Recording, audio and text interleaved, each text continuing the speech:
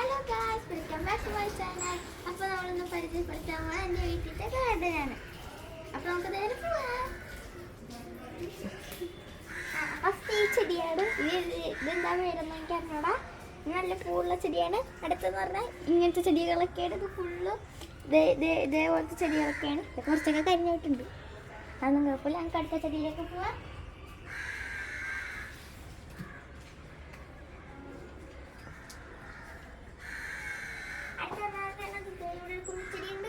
ചെടി എന്ന് പറഞ്ഞാൽ നാരങ്ങയാണ്. പിന്നെ ഈ ചെടിയാണ്. ഇലയുടെ മാത്രമേ പൂവില്ല. പിന്നെ നോക്കി ഞാൻ നോക്കുക.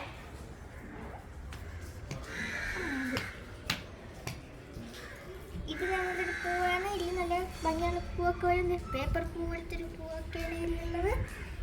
പിന്നെ ഉള്ളത് ഇതാണ്. ഇതിൽ നല്ല വലിയ പിങ്ക് കളർ പൂവൊക്കെ ഉണ്ട്. പിന്നെ ഇവിടെ ഒരു മരം പോലത്തെ ഒരു സാധനമുണ്ട്. അതിൽ പൂവൊക്കെ വരാറുണ്ട് ഇടക്കിടക്ക്. പിന്നെ ഇതാണ് ഇങ്ങനത്തെ കുറേ ഇലകളുണ്ട്. ഇതെന്തൊരു സാധനമാണ് ഈ ചെടി പേരെന്നൊക്കെയുള്ള ഇതെന്തൊരു സാധനം തന്നെയാണ്. അതിലൊക്കെ കല്ലൊക്കെ ഇട്ടിട്ടുണ്ട്.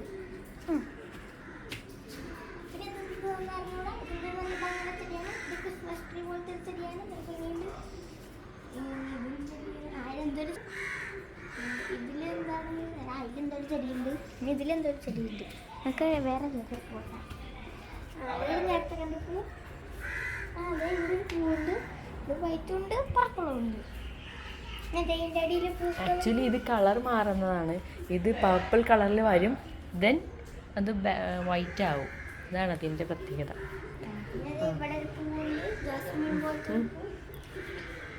ഇനി നമുക്ക് അടുത്ത വീഡിയോയിൽ കാണാം. Bye bye.